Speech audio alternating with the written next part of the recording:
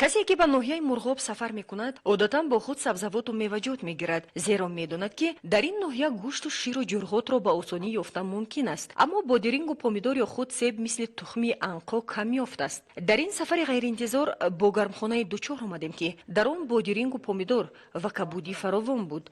با گفته صاحب این گرمخانه رحمان غلام‌محمدов سالها در آرزوی آن بودم که در زمین حولگی سبزیجات کاشته از آن بهره گیرم. اما بسیار از اهندهگان توصیه دادند که در شرایط اقلیم ناحیه این کار غیر امکان است. ماه می سال روان با کمک متخصصان برنامه جانبداری انکشاف مناطق کوهستانی بنیاد آقاخان یک گرمخانه خرد در نزد خانه‌ام شروع کردم و تخمی پامیدور و بادرینگ را کاشتم، اما باور نداشتم که این تخمی ثمر می‌دهد. باوری نداشتم.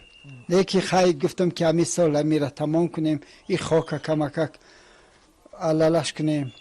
بعد از سال آینده ممکن خیلی تخم پاشیدم، نگاه کردم که بعد یک ماه تخم برآمد. پاروی محلی را استفاده کردم، پارو را، اما پاروی ماندگی که در زمستان ماند با برف و تابستان با آفتاب، این اما پاروی کونه را آوردم و بعد قریب یک ماشین آوردم.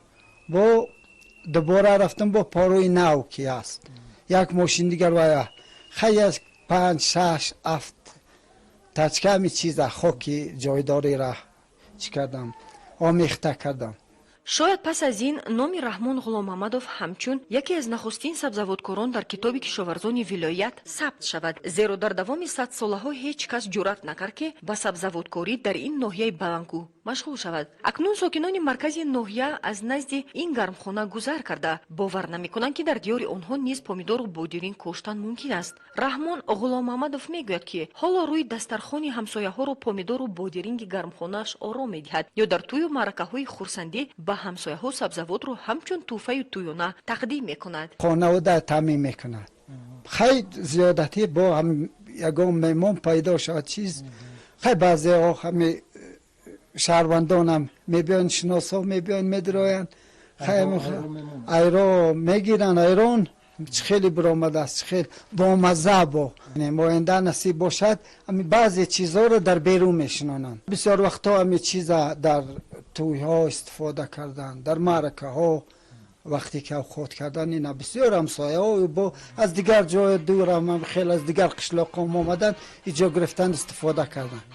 برای بادرینگ هم همین خیلی این هر روز بچه ها میبینن اینجا میخرن، مزه میبینن، کودک ها میبینن. یک بار بینیم هیچ خیلی جا شده است. این مرد کارکشته میگوید که در آینده نیت دارد که میدان زمین گرمخانه را وسیع نموده بعضی نمودهای سبزیجات را در هوای گشاد نیز کیش کند. همچنین تلاش میکند که همسایه‌های خود را نیز به این شغل هوسمند نماید و با همین بازار مرکزی ناحیه را از سبزیجات تر و تازه محلی تامین کند.